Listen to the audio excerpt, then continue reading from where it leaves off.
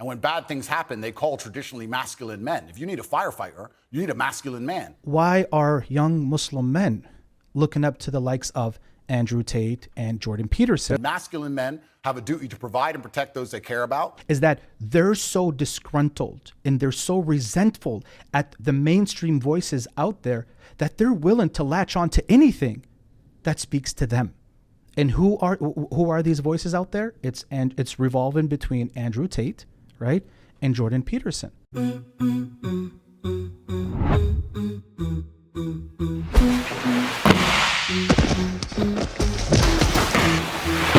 me introduce you to my faith. We have one God, his name's Allah. And his final messenger's Muhammad, peace be upon him. This is our religion, Islam. This is the Deenshow. I love you very much. I love all the work that you're doing. When I was ready to talk about it, I would only talk to guests, and I was explaining how much respect I have for the faith of Islam. Welcome to the Deenshow. The Deenshow.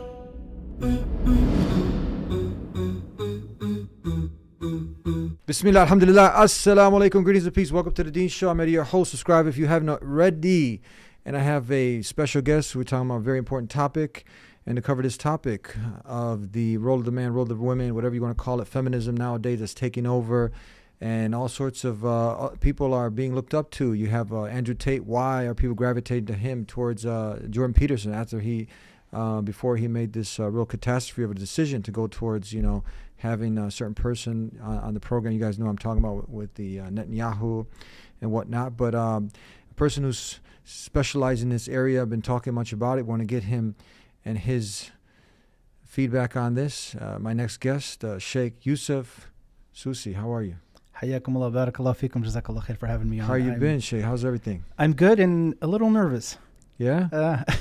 Tell us about that. Well, watching something for years, growing up, watching your shows, Allahumma barik, and then finding myself in the hot seat is a bit strange, right? In a good way, Allahumma lak alhamd. So this is a very interesting. I'm usually the one watching, not the one speaking. Oh, so, mashallah. But it's of your generosity of having me on your show and considering me worthy as a guest. So jazakallah khair for having me on. Thanks for being here. I'm going to get into showing you because the one thing is nowadays we're seeing a lot of young men gravitating towards watching such figures who've kind of taken off in the social media world and out there, like Jordan Peterson. And I mentioned him with a caveat because I'm sure a lot of Muslims are very, very upset with this blunder that he made. Hopefully he turn his life back around and make it right for the decision. About what he did with the Palestinian thing. What are your views on that? والله بسم الله الرحمن الرحيم الحمد لله رب العالمين ولا عدوان إلا على الظالمين اللهم يسر لي أمري واشرح لي صدري واحلل عقدة من لساني يفقهوا قولي. I ask Allah subhanahu wa ta'ala that what we're doing here is a proof for us on Judgment Day, first and foremost, and not a proof against us. Allahumma ameen. So I guess to start off, a lot of people are asking, and it really baffles me as to why they ask the question as if they don't know the answer. So the typical question online on social media is, well, why are young Muslim men looking up to the likes of Andrew Tate and Jordan Peterson? That's what I was going to mention next. Andrew Tate, along with Jordan. Yeah. And the reason, a lot of times especially when you're talking about gender dynamics, you're talking about equality, women, the role of women, and so forth. If you're going to bring up Andrew Tate, you're by extension going to bring up Jordan Peterson, and I think the opposite is equally true. Muslims are asking, why are young Muslim men, right, looking up to the likes of Andrew Tate or even Jordan Peterson? And I think to myself, honestly, if you're either living under a rock or in a different world not to know the answer. And I think the answer has always been clear to me, at least. It's always been obvious as to why the average young Muslim man is looking up to these figures.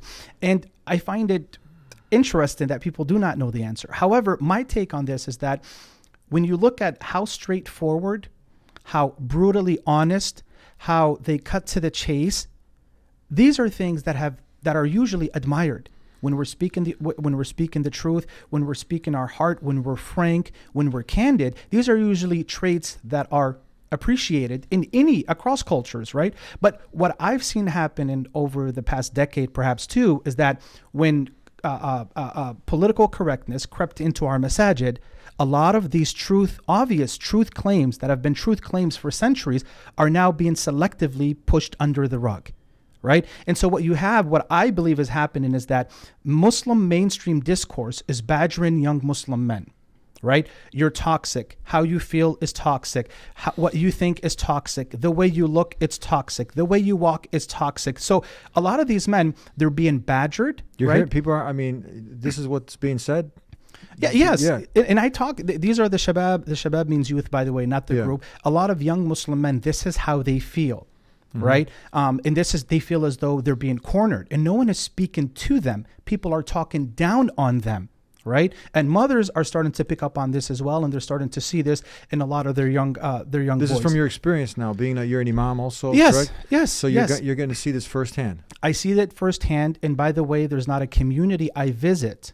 There's not a community I visit in America, only that a group of youth will come up to me and say, Sheikh Yusuf, how come other sheikhs are not talking about this?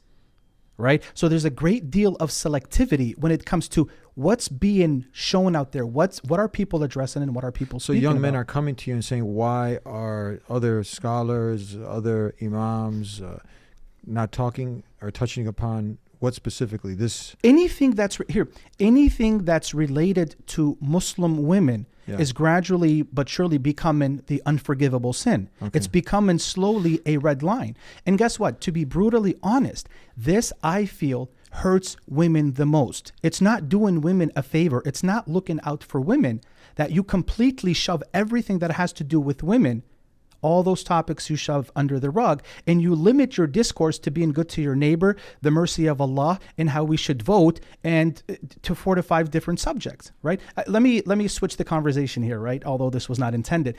When is the last time you, for instance, walked into a masjid and you heard the khatib talking about hijab, the conditions of hijab? And you get around quite a lot, right? Tell me, when is the last time? I can't remember. When is the last time you walked into the masjid and you heard a khatib talking about how a Muslim woman is to obey her husband? That's an Islamic concept. This is not my ijtihad or my idea or my opinion. Maybe a decade ago? A decade ago. Yes. That's exactly what's happening. And a lot of young Muslim men, unfortunately, and I'm reluctant to say this, but it is the truth and it has to be said. I feel as though I feel like I'm here to sound off the alarm, because a lot of young men are starting to see this selectivity, right? Where are the Muslim mainstream, for example, where are the Muslim mainstream voices who are speaking as candid and as frank and as straightforward as, for example, Jordon Peterson and Andrew Tate? And by the way, whatever Jordon Peterson has done that we obviously completely and wholeheartedly disagree with, what he has done doesn't take away from the truth that he has spoken. I think people have to stop mixing up the two, right? The truth is the truth, irrespective of who said it or what happened later. That, there's what's called infikak. We have to separate between the two, right? If it's the truth, he said it, or someone else, it doesn't really matter. So I believe there's a great deal of selectivity in our younger generation. They're becoming disgruntled. They're feeling, they have this feeling of resent towards the Muslim mainstream voice. And that's why today you're criticizing the men all along, but to criticize women, constructive criticism is completely off the table. So in a nutshell, Akhi Eddie, this is exactly what's happening, is that a lot of the younger generation, the young men, it's not that because what you hear is that, oh, these are, and I find it to be quite insulting, is that anytime the young men do look up to such figures, oh, these are just incels. You guys are just having a hard time, finding good women. That's why you look up to Andrew Tate. And I would prefer to disagree and say that is far, far from the truth. Do you look up to Andrew Tate? I mean, the truth, I'm not going to lie. Before I heard of him and before him accepted Islam, I saw some of his clips and I wasn't too fond of it. You're going to find certain truth claims that these truths are. I ask you because this is what people are asking. Oh, you're looking up to Andrew Tate, so but what some of what Andrew Tate says resonates with us in Islam, such as honoring the husband, obeying the husband, being the leader of the house. This today is controversial to say on the minbar. This was never controversial, and it should not be controversial. And I am of the opinion, akhi, we have to re-normalize this and leave political correctness. If we truly want productive change, we have to leave political correctness outside of our pulpits and outside of our masajid. So there's a difference. Okay, he's saying some truths, but obviously we don't take him as a role model. Not at all. Not at all. And plus, the brother recently accepted Islam, right? Why he did or why he didn't, that's none of our business. That's between him and Allah subhanahu wa ta'ala. However, the truth is to be taken from anyone. Now, again, you have to consider the where the young men are coming from. Okay, is that they're so disgruntled and they're so resentful at the mainstream voices out there that they're willing to latch on to anything that speaks to them. And who are these voices out there? It's revolving between Andrew Tate, right, and Jordon Peterson. And this is why the young Muslim men are looking up to such figures. Let me ask you, after we watch this video, and get your feedback on it. Sure. Willing to latch on to anything that speaks to them. And who are these voices out there? It's revolving between Andrew Tate, right, and Jordon Peterson. And this is why the young Muslim men are looking up to such figures. Let me ask you, after we watch this video, and get your feedback on it. Sure. From being a masculine, good man to a bad man. There's no such thing as too much masculinity if it's genuinely masculine. Genuine masculinity is not out here to hurt people. It's absolutely the opposite. It's out here to protect. And when bad things happen, they call traditionally masculine men. If you need a firefighter, you need a masculine man. When you call the police because of the problem you have, you want masculine men. And as soon as a woman or a man is in trouble, when you look for backup, you look for masculine men. And masculine men have a duty to provide and protect those they care about. We have a duty to do things we don't feel like doing because we know we're supposed to do them. And that's why we stayed in the Titanic and died. Those were masculine men. Where did you get your views about this from? This is what I grew up with. It's the family I grew up around. And your father, your mother, yeah, both? and the world I lived in. And I think a lot of the things I'm saying now about masculinity and how people should act in the world, how the world should function, were considered completely normal and accepted by everybody only 20 years ago. I think the world's just lost its mind. For me to stand up and say a man should protect a woman now gets to be called a misogynist and canceled. If I said that 10 years ago, everyone would say, duh. And what's funny is, everyone who argues against me and says men shouldn't protect women, especially all the feminists, if they were with their boyfriend and a man broke into their house, guess who they'd expect to go downstairs? Who do you think? Think they go themselves? Are they going to Afghanistan? No, we send men to do these things. So well, we send women in the armed forces too. You have to generalize when you make points. There are many courageous people. Exceptions do not disprove the rule. No, but you've got to concede there are many courageous women serving in the armed forces. Absolutely and utterly, completely correct. But by and large, traditionally, soldiers are men. Exceptions do not disprove the rule. Well, it's not an exception. It's a fact that there are a lot of women now in the armed forces. Correct. But if you were to take the average soldier, they are a male. If you're allowed to say who's a male and who isn't nowadays, I'm assuming their gender, I apologize. If you were to take the average soldier, they're a male, which means that exceptions are the female soldiers, which because there's a lower percent of them, a lower probability. Exceptions do not disprove the rules. Men do the fighting. Right now in Ukraine, men cannot leave. Women are allowed to leave because men have to fight in the front line and women are allowed to go to Dubai. That is how it is. There's nothing crazy about what he's saying. Is that one of those things that he's talking about that you would agree with? Of course. I'm sorry. As a Muslim, how can you disagree with what he said? But the reason why people seem to have a fit and an issue with what he said, first off, is because Andrew Tate is extremely vocal when it comes to these issues. Okay? Today, we either want someone to completely agree with us and dive in nose first, and if not, oh, you're either completely full-fledged in on my side, or I don't like you and you're canceled, right? He took it from my mouth. If we were alive 20 years ago, give or take, Akhi Eddie, I don't think we would be recording this podcast because it was somewhat basic and obvious what the men do and what the women do. So what he said, I don't find anything controversial, but here's what's happening that I think we're not really shedding light on. The pendulum has swung so far to one direction that now when you try to simply bring it back to the middle, that is considered controversial and not acceptable. Just to bring it back to the middle, that's not acceptable by a lot of people. Constructive criticism for a minute today is an insult, right? So this is I think what's happening. Let's start with this term. What does this mean for the person that doesn't know this? When we use this word feminism, feminist, What does that mean? So basically, feminism, what they would say is, it's about seeking women's rights or equal rights with men. Okay. Now, initially, in Europe, this is what happened: is that women wanted equal rights with their counterparts, with men. However, first wave, second wave, third wave, and now to the fourth wave, it is. And trust me when I say this, it's not about rights anymore. It's about having equal rights with men. Okay. But today we're at such a point, it's no longer about equal rights. Today, unfortunately, it is about trampling over men. To praise men today on social media, you can easily get canceled. For some women, the only thing they seem to be interested in is to constantly and consistently perpetuate the narrative of displaying men as either rapists, violent, aggressive, rude, or lazy bums.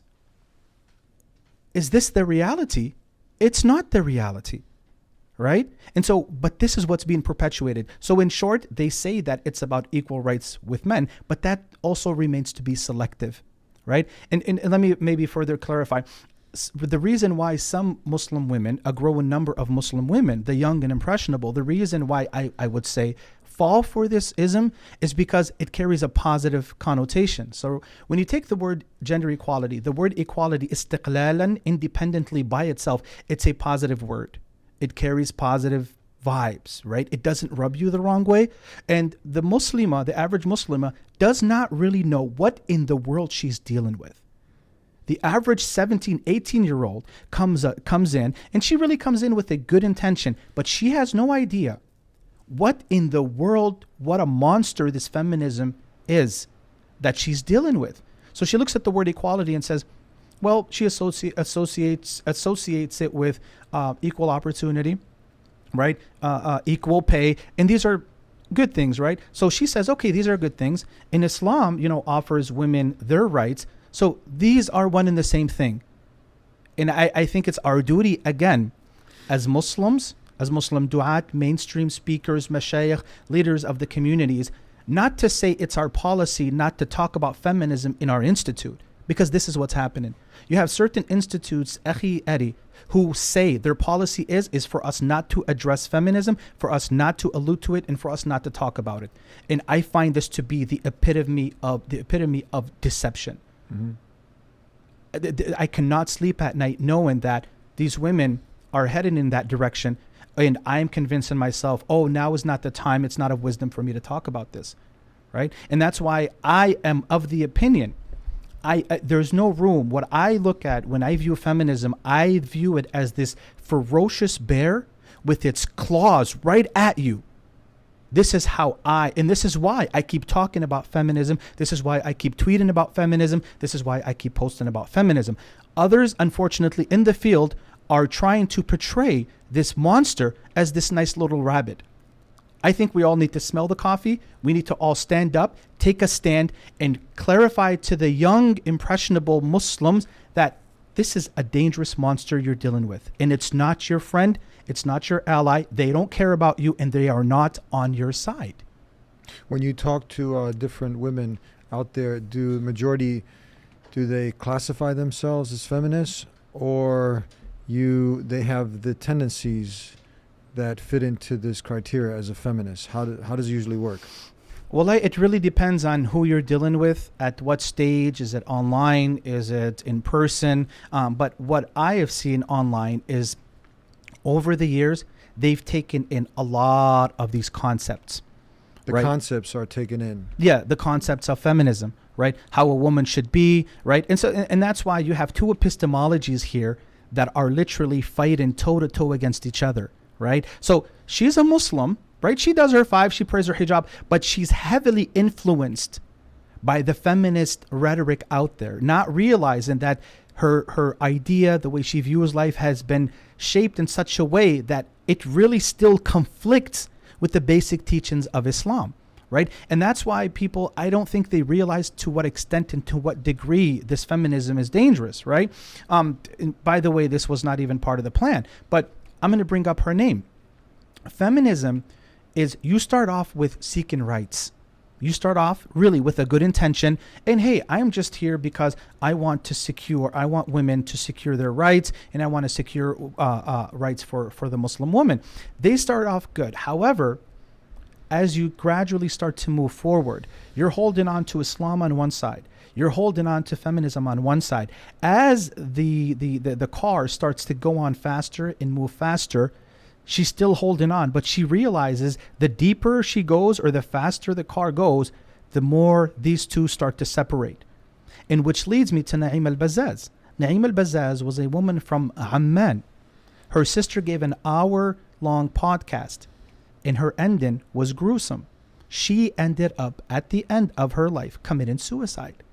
Who was this? Naima al-Bazzaz. And who was she again? Naima al-Bazzaz was a sister. Her story is, she started off as a normal, average Muslima. She wanted to join, the feminist group. She wanted, to fight for women's rights and women liberation and so on and so forth. So she got in the movement. She got deeper and deeper and deeper. And now we're talking about dealing in private chats, private groups. Why did your prophet do this? Why does this ayah say that? How come you have to obey your husband? How come the Quran says you can only inherit this? And the list goes on and on. It starts just compounding. That's the issue. It starts off innocent, but it morphs into either leading you to become a lesbian, okay? Or it leads you to leave Islam, or it leads you to question Allah's existence, or it can also lead you to suicide, as we've unfortunately seen with our sister. So again, and this is why I keep calling this ideology or this ism a monster.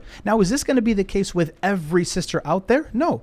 But I think it is enough for us to see what happened to Naim al-Bazzaz. And the reason, Akhi Eddie, the reason why this happened, again, your viewers are all more than welcome to see her video. Her sister gave an hour-long podcast basically explaining how her sister gradually moved up in this, and she got really deep into it. But as Allah says, مَا جَعَلَ اللَّهُ لِرَجُلٍ مِّن قَلْبَيْنِ فِي جَوْفِهِ. Allah has not put two hearts in our chest. Meaning that this could be literally or metaphorically, literally obviously, but metaphorically meaning that your heart cannot bear to withstand two loyalties within it. So you cannot be a full practicing Muslim, right, and be okay with this, but at the same time, you've adopted these feminists. It's going to take a toll on you. And that's why Muslims have to really check themselves. The 10 years of Netflix, the 10 years of, 10, 20 years of Netflix, HBO, TV shows, the music, the American Idol. You cannot tell me that this is not going to take a toll on the way you view life. And it is only natural that later on, when you're navigating through the Quranic texts, you're navigating through the Sunnah, you're going to find yourself at unease. Because a lot of what you're going to come across is not going to mesh well or conform to the worldview that you've already adopted years ago. And this is where the anxiety starts to take place. Would you say it's kind of like a Windows computer? Let's say, imagine you're using a Windows computer and you're out there surfing the web, and you're just all over the place, and then here comes a malware, and here comes a virus, gets in the computer, and then it starts acting up.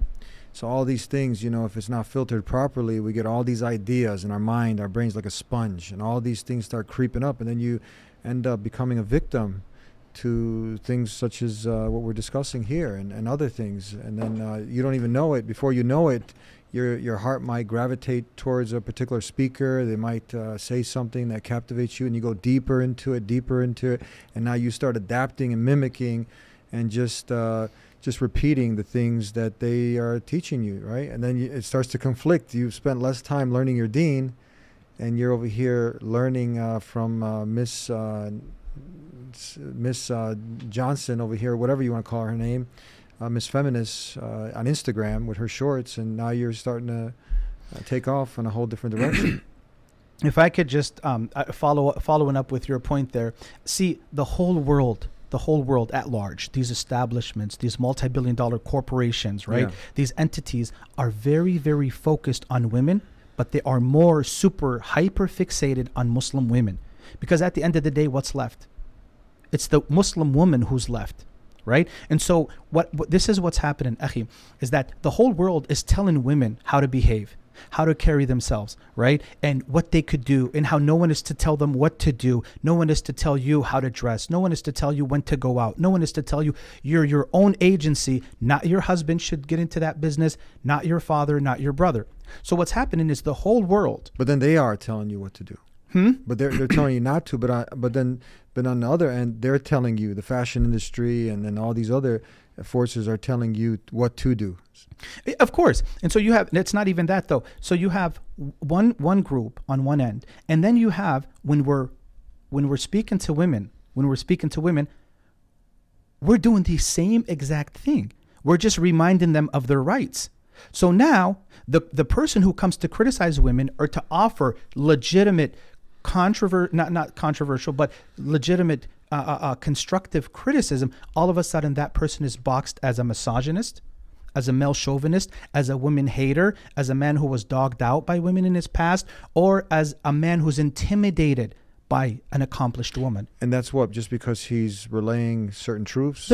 Because he said that, Allah subhanahu wa ta'ala placed men as leaders over their women folk, or because he talked about hijab, or because he said that women should not be dressed in a sleazy way. This has always been quite obvious, and it's been very easy for us to speak about, but it's becoming more and more difficult. But I think this is very, very crucial, Akhi Eddie, is that the whole world talks to them about their rights. And now the basic mainstream voice talks about their rights. And so who's left?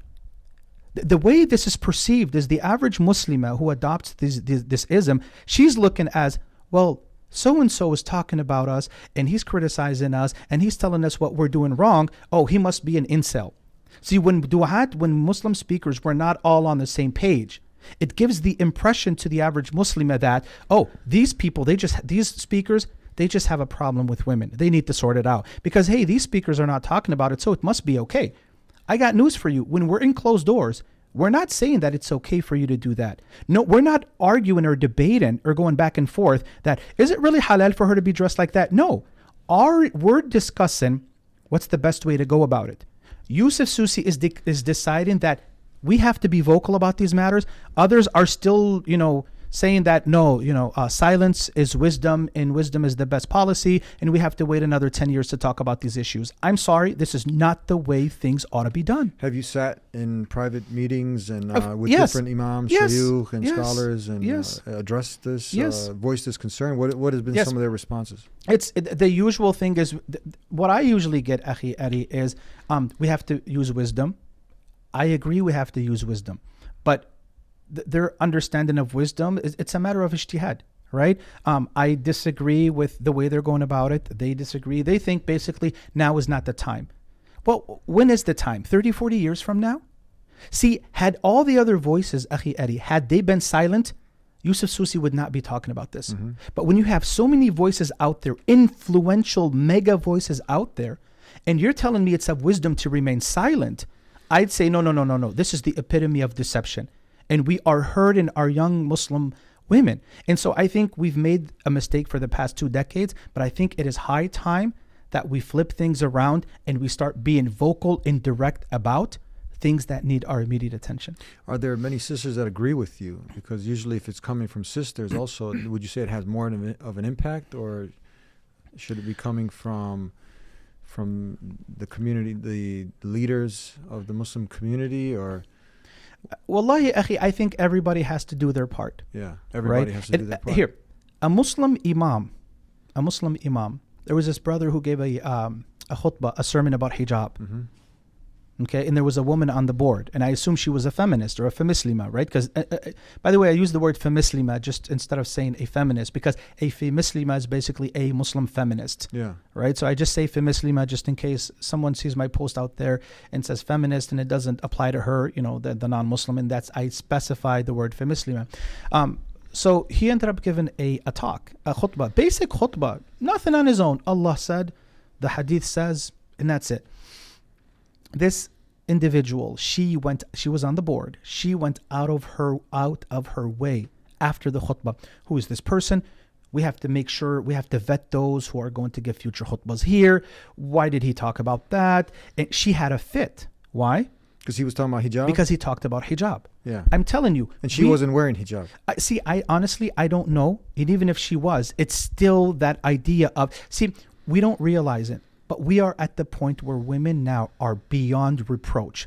See, there was a time I used to believe when people will say, well, Sheikh, it's not the fact you said it. It's just the way you said it. I believe we're beyond that. It's not that anymore. It's not that. I think, true, we have to be careful in how we word our statements and clarify that. But at the same time, let's be honest, there are some people who've been pampered for so long that they're amazing, they're exceptional, they're just the greatest thing that ever happened. And when you come and tell them, hey, that's really not the case, a lot of them are not going to take it that well. Mm-hmm. And I think we're at that stage right now. We've been doing too much. See, when you pamper someone for too much, you're going to destroy them. When you criticize someone too much, you're going to destroy them. And that's why the balance, right, between affirmation and between criticism, there's always been a balance, and our religion teaches that. Mm-hmm. But I think we're at a point now we're too deep, and I think we just have to stop it, put an end to it now, and just be organic and natural the way Allah wants us to be. Yeah. You go deeper, you also talk about the emasculation of men in Hollywood, at a higher level. And then again, that goes back to what we're watching, what we're seeing, having an impact on us. See, that's the thing. See, if we really want to remedy our problem, we have to get out of our inferiority complex. Mm-hmm. And two, we have to be unique and original. We cannot take every trend that we see in society and try to Islamify it and try to tweak it and say, hey, we do too. We have to come to a point and say, no, there's no such thing in Islam. Next. We're not there yet. There's nothing that the non-Muslims are doing, only that we want to offer an Islamic version. I'm sorry, sometimes we have to be confident and bold and stand tall and high and say, there's no such Islamic way of doing that. Right? So when you talk about emasculation of men, this is found in Hollywood. It's found in cartoons, right? It's found in commercials, right? It's found even in the Disney films, right? Where the man is shown as this weak buffoon. He's the idiot. He just doesn't have it together. He doesn't have these leadership skills, right? And the woman, she's the uppity up, and she's the one who's got all her stuff figured out. And the man is just the buffoon, and he's afraid, right? In my teenage years, by the way, I cannot tell you how many men I've met who were afraid of their wives. When I say afraid, I mean afraid. Why? You could see, of course, it's the emasculating of men, right? And of course, that going back to what you watch, it's going to take a toll on you. What enters your ears and what your eyes see, right? Those are pathways to where? Your heart. You cannot watch this nonsense for years on end and think that you're not going to be affected. Yes, you're going to find the imam judgmental. Yes, you're going to find the speech harsh. Do you know why? Because of all those items that went through both of your important pathways and led to your heart, where do you think it's going to go? It's going to stay there. That's the malware, the viruses coming in Obviously. that we talked about. Yes. Like the computer example. I'll give you a show. I was watching an animated flick on my way to Seattle to visit this community not too long ago. And the movie was called Rio. Does that speak to you at all? Yeah, it was Rio. In short, it's about two, I believe they're called macaw birds. I don't think I'm pronouncing that correctly. There was a male and there was a female. Yeah. Okay. The male was a domesticated bird in Minnesota, and the other one was a wild bird. The female bird was in Brazil. And it's just so, by the way, it just so happened that the male domesticated bird happened to be in Minnesota. I don't know why, right? My place. So he's a domesticated bird, and he's all nice, and he's, very calm and collect and very reserved and very, he's domesticated. He's in a cage, and his owner is drinking a cup of coffee in a nice library. He's not rough. Yeah. Okay.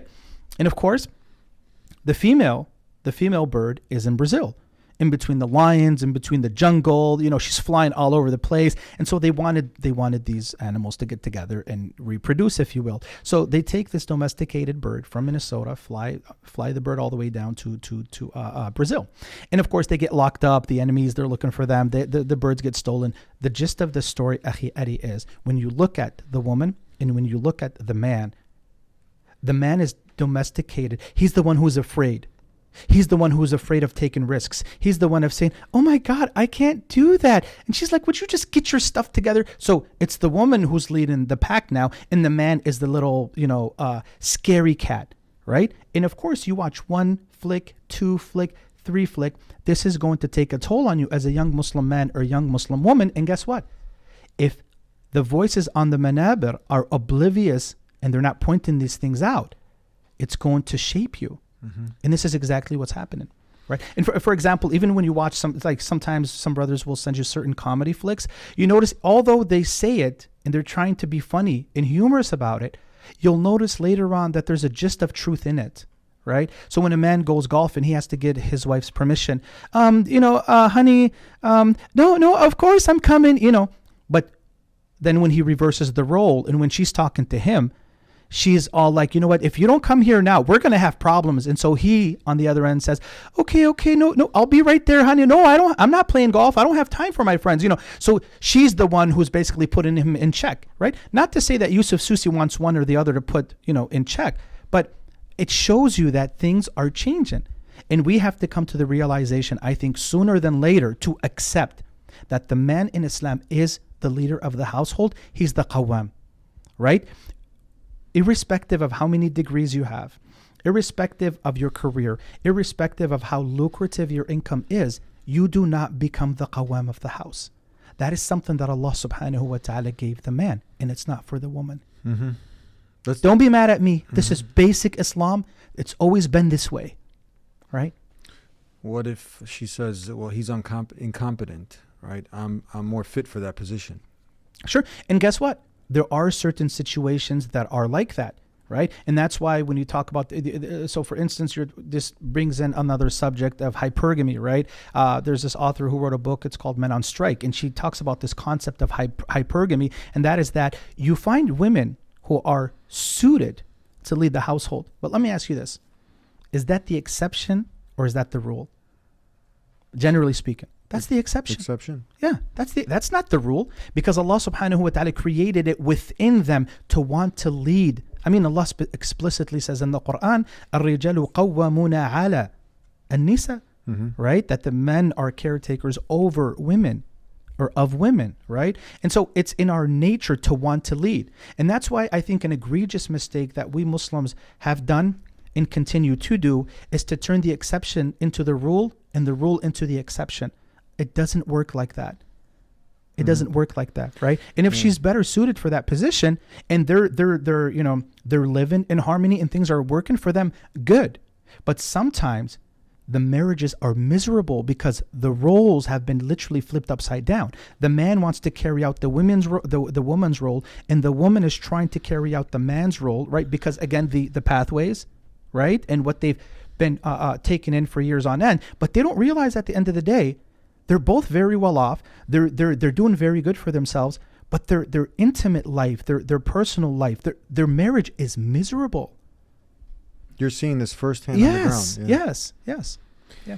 Let's unpackage this. When you talk about the man, he's the leader of the home, because sometimes, the environment with all of these things that are out there will construe this with someone who, okay, he's the leader of the home. Does that mean that he is? What does that mean actually? If you unpackage that, that doesn't take away that he's compassionate, he's kind, he's merciful, all those good qualities in that. But at the same time, he's firm, right? He's somebody that needs to be respected. Unpackage that more so you give a better picture, because to some people that might be like, oh, what, he's now has the authority to oppress me, right? That's a very good question, because when people, when you talk about the concept, for example, of obedience, right? Usually there's this image, and of course Hollywood has done such a diligent job over the past decades in portraying that image of the woman as a slave to her husband, and the husband is basically just whipping her and do and don't and stand up, sit down, and of course this is too much television, right? Yeah. I mean, but can I also be honest and say that some men have contributed to this? Yes. Right?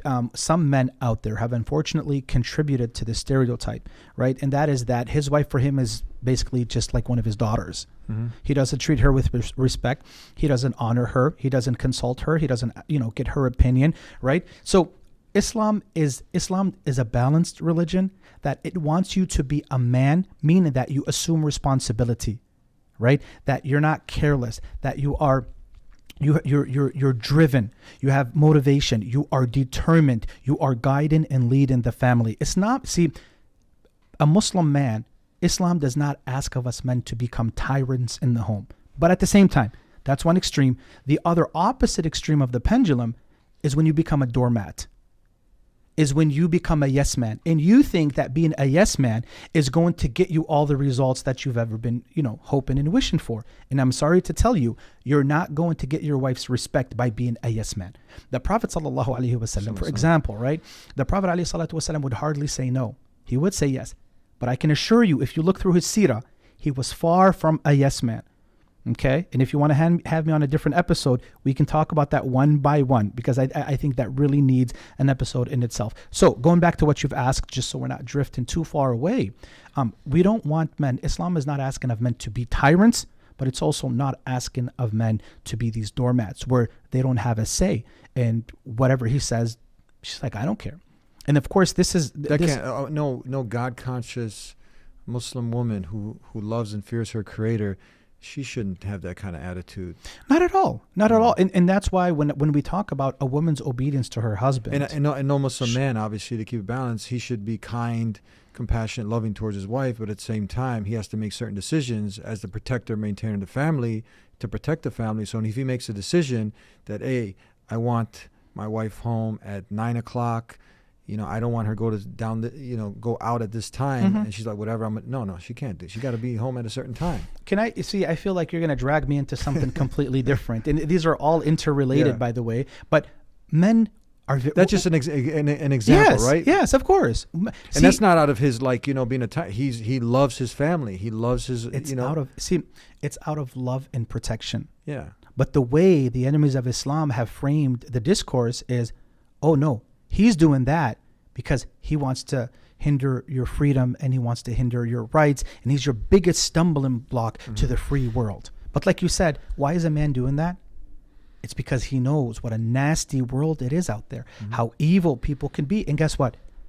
Since time immemorial, men preyed on women, and it's not the opposite way around, right? And that's why, when we talk about this concept of obedience, right, a woman obeying her husband, there are many ahadith that talk about a woman's way to paradise, if she's married, is by her obedience to her husband. Okay, this basic Islam. But for someone who's never heard maybe authentic hadith in this area, which couple come to your mind? I'm sorry? For someone who hasn't heard one of these authentic statements from the last and final message of Prophet Muhammad, right, which 2 or 3 come to your mind? When you say 2 or 3 in terms hadith, of regarding hadith. this. So the Prophet sallallahu alaihi wasallam, right? He says, in the hadith, it's in Ahmed, for example. He says, this is something that, let's say, now the sheikh who's listening, maybe he can go ahead and be refreshed and mention some of these. See, I think, but to be honest, I feel like you're being very charitable, and that's very good in you. I appreciate that. It's a praiseworthy content. It's a praiseworthy character to have. But can I be very honest with you? He's already very familiar with a lot of these hadith, right? He says, for example, أيما امرأة صلت خمسها وصلت صامت شهرها نعم قيل لها وأطاعت زوجها قيل لا ادخلي من أي أبواب الجنة شئتي. There's not a woman who prays, for example, her 5, and the hadith is in Ahmed bin Hadith Abd al-Rahman ibn Auf, says there's not a woman who prays her 5, who fasts the month of Ramadan and obeys her husband, only that on Judgment Day she'll be told, go into any of the doors of paradise you want. But this for many women today, because of all of these voices and what they've taken in, it is like climbing a steep mountain. Can she say, well, that hadith is, if someone said no, because it's in the Quran too. But if someone says, look, that's also for women, let's keep it equal. A feminist says, look, can you use it the other way? If a man prays his 5 daily prayers, if he fasts and he obeys his wife, sure, can that be flipped around? I mean, you can, but I mean, there's a hierarchy that no one can run away. It's inescapable. So you can't flip that hadith that way. If you're a feminist and you want to keep it co-equal. No, but here's the thing. See, that's the problem. When you run into this, see, if you come naturally, see, let me say this, right? And I know we're jumping around from point to point. A woman back home, right? An elderly woman, you go to a remote village somewhere in some country, right? If you tell her a woman is to obey her husband, she's not gonna look at you in dismay and say, "Excuse me." Now, this woman probably can't read or write. Okay, Yeah. Are you with me? Yes. But if you were to tell her this, she's gonna look at you and say, "That's what's new." Yeah. Okay, of course, a But woman you has see to the honor and opposite respect. like this, like Oh, yeah. Why? And what does the word obedience really mean? And how come I have to obey him? Well, obedience is obedience is not mutual consultation. It's not that. I am sorry. Ta'a is obedience. So, for example, I remember this one sister, and this is why I said it's dangerous, because you start digging in certain things and you start to literally throw away the hadith corpus in its entirety because you're not finding something that suits you. is the general maxim here is that as long as he's not calling you to disobey Allah and His Messenger, then it's obedience. Of course, and all of it is within reason. Yeah. It's within reason, right? We're not talking about crazy extreme limits, right? Yeah. But I think we have to reinstitute that concept, and that has to be in the peripheral of a lot of Muslim women, that if you're going to marry this man, then you should know that you're going to get close to Allah subhanahu wa ta'ala by being dutiful to this man. If you're not ready to do that, maybe you're not ready for marriage. Yeah. And just thinking about it, do you think that it's been taken to an extreme, just like you have the hate provocateurs out there, those who are in the Islamophobia industry, they Sure. take a very small fringe element, doesn't even add up to 0.001% of, Right. let's say, some extreme Right. person who does something and and then they try to use that and tarnish Islam. Can you flip it here where they will magnify, where you have, obviously you have, like you said, some men do some things they shouldn't do, is opposite of Islam, and now they focus on these poor examples, and now they magnify this as if the Muslim men have been oppressive to women for centuries. Yeah, and again, that's Is fallen prey to your own enemy, because a lot of times it's about how you frame things. It's about how you say it, right? Because no Muslim who's praying 5 times a day, who has taqwa of Allah, wants to bring harm to his wife. What kind of marriage is he going to have? You know what I mean? You're absolutely right. And I think, again, that goes back to making the rule the exception and the exception out of the rule, right? Let me say this, and I don't mean to be too provocative or too controversial, but if every man on earth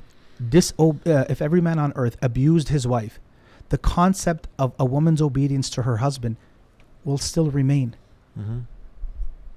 We're not advocating that. No. But a woman's obedience to her husband has always been a Muslim concept, right? And a sister, I wanted to mention the sister earlier, who said, well, there's no such thing. There's no authentic hadith that says that a woman should obey her husband. But the word ta'a is actually in the Quran, where Allah subhanahu wa ta'ala talks about the disobedient women, right? He says, وَاللَّاتِ تَخَافُونَ نُشُوزَهُنَّ فَعِظُوهُنَّ وَهَجُرُوهُنَّ فِي الْمَضَاجِعِ وَاضْرِبُوهُنَّ فَإِنْ أَطَعْنَكُمْ. The word ta'a, if they obey you, فإن أطعنكم فليس عليكم سبيل. I forget the ayah, والله. فإن أطعنكم فلا تبغوا عليهن سبيلا. If they obey you, then do not transgress the boundaries. When it's talking about nushuz. But there's also another ayah in Surah An-Nisa that talks about a man who's not being dutiful to his wife and giving her rights. But it doesn't talk about, but if he obeys her. So it's inescapable. And that's why it's better off for us to come to terms with this as soon as possible, because it's inescapable. You can't. I'm not the problem. Wallahi, Yusuf Susi is not the issue. Yusuf Susi is not your enemy. I'm telling you just the very basic and the very obvious that I wish others would also tell you. So I'm not viewed as the fringe and weird imam, if you will. Does this fall under this, what you talk about, this mainstream, we talked about the mainstream discourse, and then you talk about the pandering now. Is it because you have is the path of least resistance, and now here you'll get more followers possibly, you won't come under certain scrutiny if you're a person in a position, let's say an imam, and now you have your congregants, you have a board, and from here you can get a lot of heat. Like you just gave an example, someone was giving a khutbah, you talk about hijab, and now you had this sister come up and start to really throw a big fuss about it. Do you think this holds back a lot of dua scholars, imams in the masajid to talk about some of these very important issues that you're talking about? Very much so. Very much so? Very much so, without a doubt. Has anyone admitted this to you? See, no one is going to come to you. See, it is an utter impossibility. It's just not fathomable for someone to come to you and say, I'm afraid to talk about this. I just don't see someone saying that. Yeah. Or I'm afraid of losing followers, or I'm afraid of being canceled. You're not going to come out and just say No, that. I don't think anybody's going to say that. And guess what? I really believe that some do believe, right, that I'm doing it out of wisdom and I'm trying to strategize.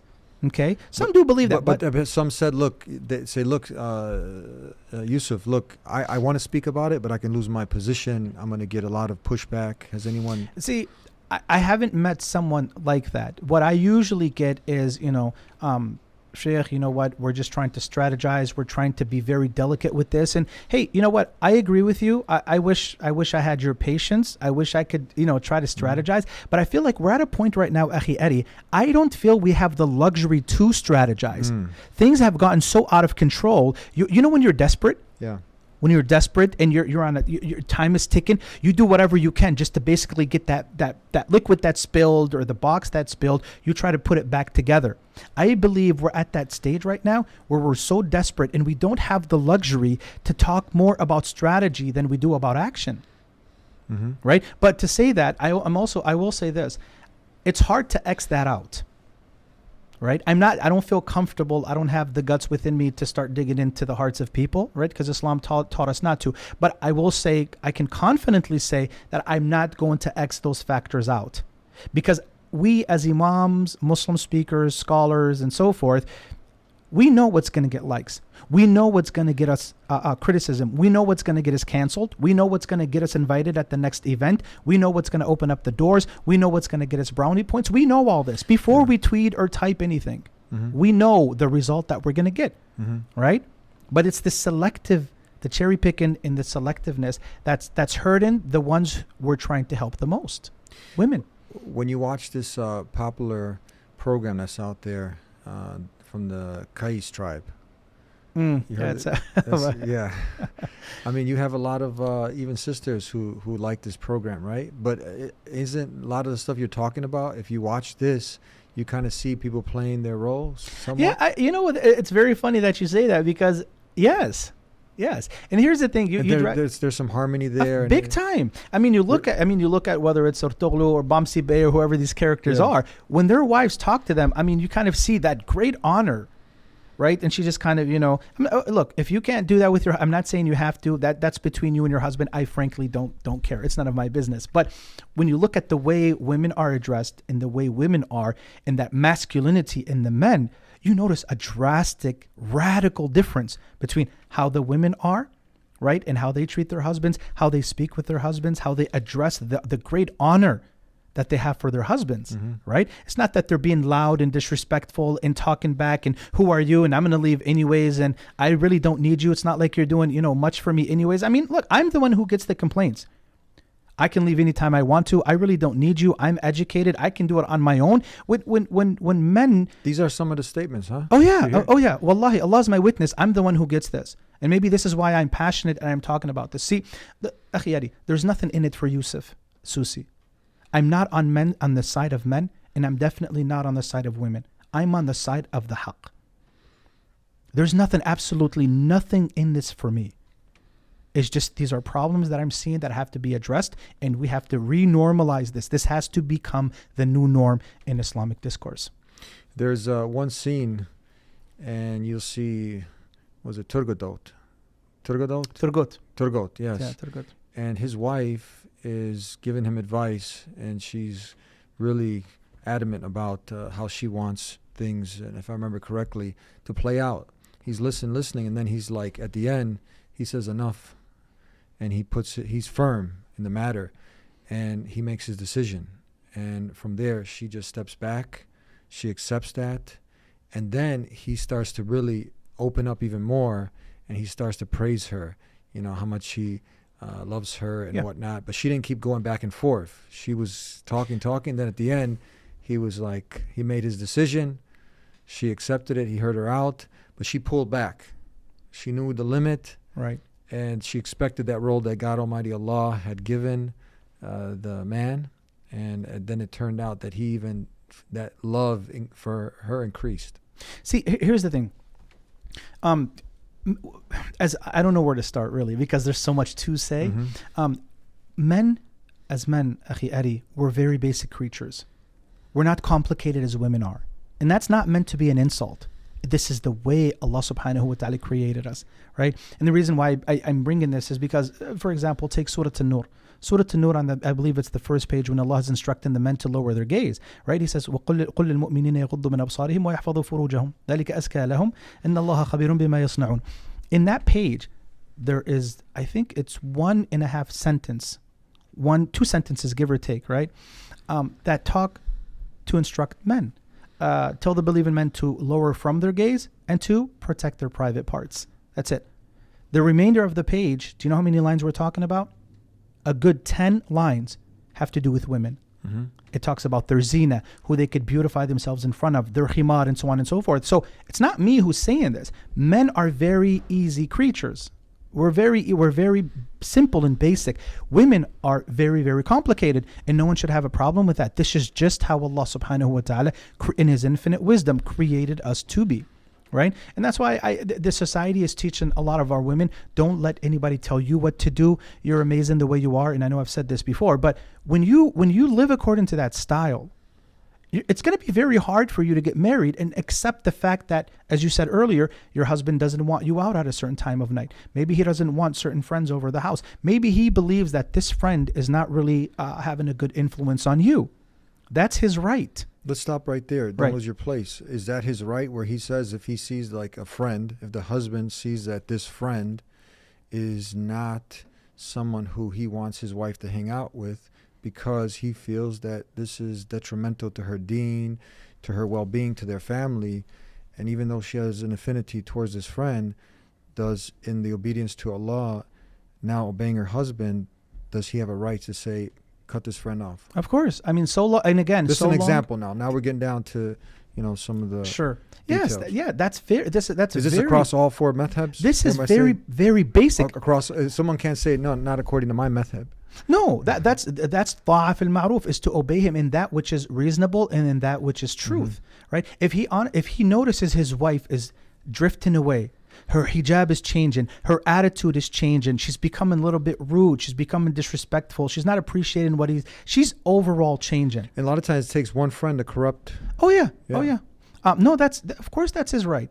I mean, he's going to be that's another thing I think that is not being conveyed enough, I believe, on our pulpits, is that we men are the ones who are going to be asked about our women folk on Judgment Day, and it is not the opposite way around. So how does someone go ahead and check this? Because someone might be like pointing the target at you now and getting upset with you. Sure. And how can someone, if they have to check their relationship with Allah, with their deen, with, if someone has an objection to this? You remember what I said earlier when I said if a woman is, it has to be in her peripheral, in her radar, that my husband can be my way to hell by disobeying him and being ungrateful to him, but he can also be my first way ticket to heaven. I think that peripheral, I know a lot of your viewers are probably not going to be too fond of this, but this is, again, I want to remind everyone, this has always been very basic Islam, right? And so if that is not in our radar, everything else is going to become more difficult. And that's why I believe it starts with that. It starts like, okay, this is not just any man. This is not my friend at work. This is not my colleague. This is my husband, right? And that is why it is like the Sahabiya radiallahu anha, she says, وَإِنِّي أَكْرَهُ الْكُفْرَ فِي الْإِسْلَامِ. She knew that she could not be dutiful to her husband because that compatibility was not there. So she said, "O Messenger of Allah, I want to separate from him." Yeah. Because she was afraid of not giving him his rights. Yes. And again, not that I'm supporting divorce here or I'm advocating it and just move on, but you're probably going to be better living alone, worshiping Allah, than being married to a man and you're not giving him his rights and you're disrespecting him and trampling and walking all over him. That's going to come with consequences, right? Can I just finish maybe one more point, if you allow me? If you look at the page right before the last page of Surah Taha, right? It says that فَوَسْوَسَ إِلَيْهِ الشَّيْطَانُ قَالَ يَا آدَمَ, right? هَلْ أَدُلُّكَ عَلَى شَجَرَةِ الْخُلْدِ وَمُلْكٍ لَا يَبْلَى. Shaitan first comes to Adam, not to both of them. He comes to Adam and he whispers to him and he says, "Shall I not guide you to an eternal tree and an eternal kingdom?" And then Allah subhanahu wa ta'ala speaks in the dual. the two. فَأَكَلَا مِنْهَا فَبَدَتْ لَهُمَا سَوْءَتُهُمَا. So they both ate from it, right? And their private parts were disclosed, right? And then they started to look for leaves in the Jannah to try to cover their private parts, right? And then after that, Allah says, وَعَصَى آدَمُ رَبَّهُ فَغَوَى. And Adam disobeyed his Lord and he went astray. Now look how who came to who? Shaitan came to Adam.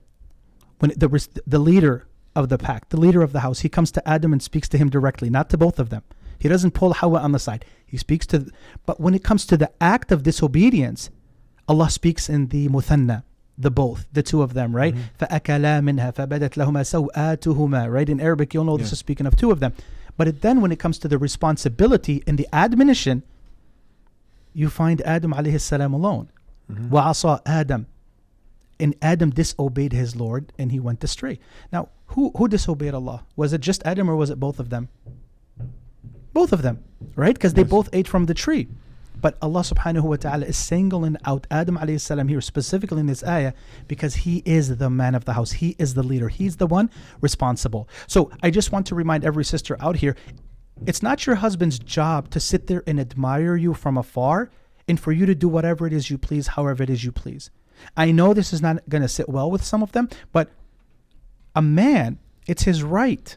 It's his very basic right in Islam to make sure that you're dressed appropriately, that you're befriending good people, that you're not out in the middle of the night, even if you're doing something good, because again, he's afraid of you. All of these have always been basic.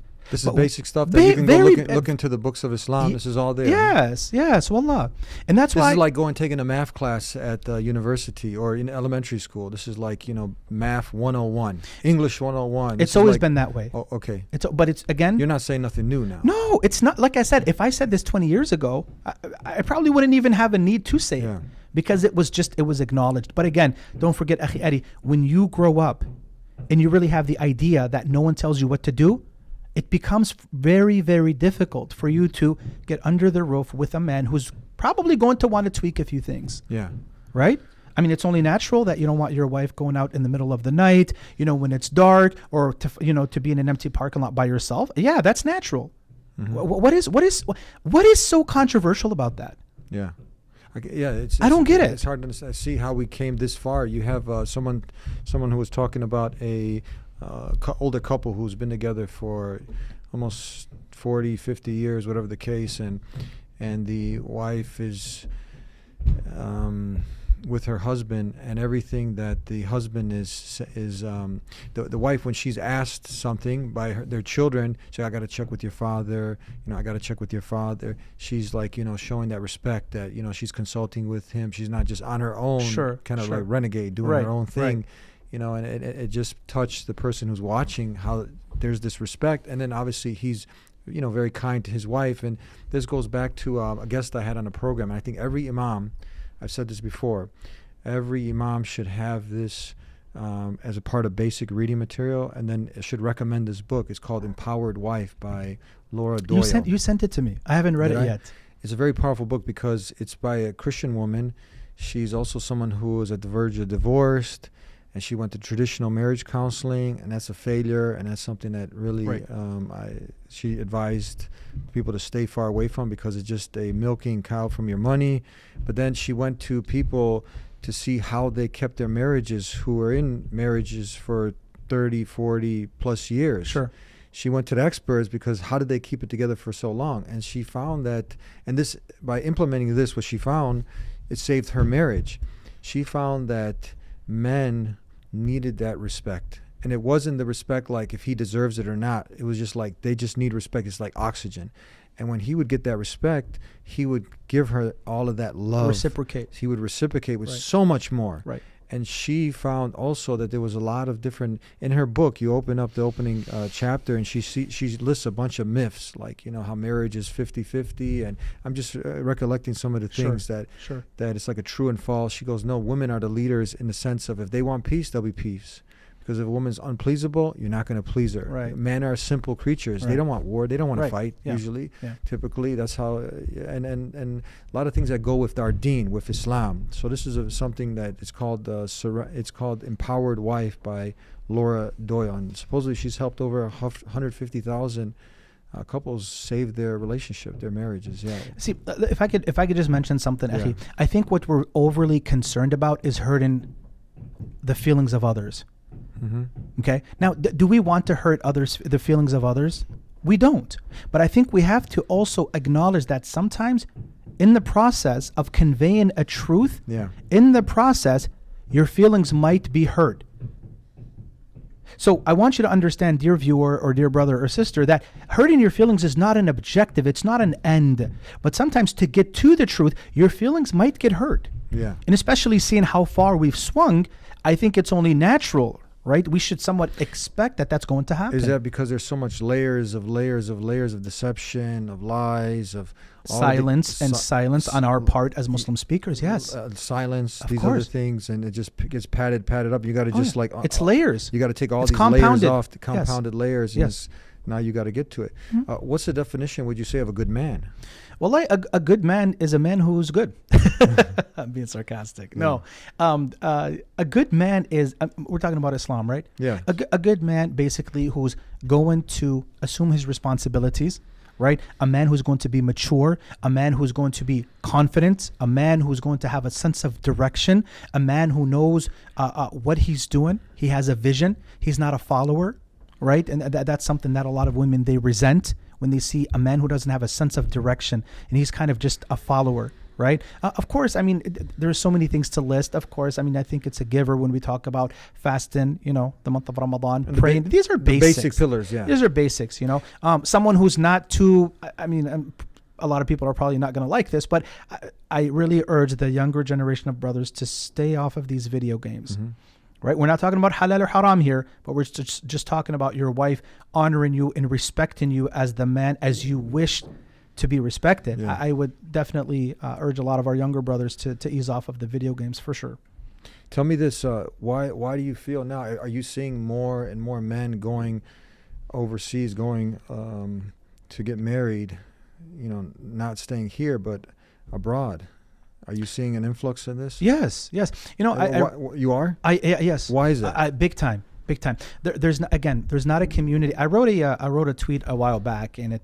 So you're really, if they want to find you, they can find you on Twitter. How you're really into tweeting? I'm on Twitter and Facebook Yeah, okay. as well. I've gotten myself in trouble What's your quite Twitter a few times. feed? Tabsira Project. Okay. TABSIRA and then Project PROJECT. So all the positive comments, and even some of the, probably a few maybe negative ones, who I'm sure most people agree with what we're saying, but for the small fringe element, they can send you those the hate. Oh yeah, I welcome criticism. No one's above criticism, Yeah. right? As long as it's constructive criticism and it's true, I have no problem. There's nothing special about us. Yeah. The truth transcends us. Look, I don't care what you got going on in your life. There's nothing special about us. Mm-hmm. Nothing, right? So going back to your question, you said, Yeah, are you seeing men going? Yeah, I wrote abroad? a tweet. Yeah. Yeah, sorry. Okay, so I wrote a tweet a while back, and it was completely misunderstood. But I can honestly understand how it was misunderstood. Where I said in it that as women pursue their degrees in the West, men are pursuing wives in the East. Mm-hmm. And that's a reality. That's an observation. There's not a community, again, that I visited, only that many young males would come to me and say, Sheikh Yusuf, I'm not going to lie. That tweet is fact. Wallahi, it is haq. I searched here for 2, 3, 4 years. I could not first find a woman who's willing to stay at home. 2, she wanted to pursue her career. And Sheikh, I can't keep waiting, right? And this is, I think, what a lot of our sisters are not understanding. They took this tweet and it spiraled out of control, thinking that Sheikh Yusuf Susi is against educated women. No, there's a reality that's happening here, is that when you're in your early 20s and you have suitors coming your way and you shun them and you turn them away because you want to prefer your I mean, do you? If you want to do that, I mean, bear the consequences, right? This young man now, he's not going to wait until 25 or 26 until the sister graduates with her bachelor's and then master's. When she's done with her college education, that young man most likely is already married now with 2 or 3 kids. That man is not going to wait for her to finish her degree. And now you find that even in the 30s, and the numbers gradually keep increasing, right? And they're regretting it. A lot of women, I saw a tweet just 2 days ago where a woman, she's regretful. She says, wallahi, verbatim, she says, I am depressed. I am in my 30s right now, okay? And I've had proposals, I've had suitors come my way in my early 20s and mid 20s, and I had to pass them up because of my education. But she says, but now I can't find anybody to marry me. And I believe it was her father who said, if you want to get married at your age, men at your age are looking for women in their early 20s. Didn't they have they had the biggest studies that were done, like from the 70s up until not too long ago, where they did studies on this, exactly what you're talking about, women who went and pursued these careers, and they went away from, getting married at the young age and having a family, and then they end up regretting it, big time. They end up falling into this depression. Of course. And regret, deep regret. And then all they have right now is they look up and they see all these certificates, but at the end, they're alone. Yeah, and Allah, the way Allah created us, I mean, the word, even in Arabic, the word insan, قيل أنها أخذت واشتقت من التآنس. من التآنس is to be social, or to be, there's nothing. There is nothing that is going to replace companionship. Now, I know some of your viewers might be thinking, I got married and it was hell.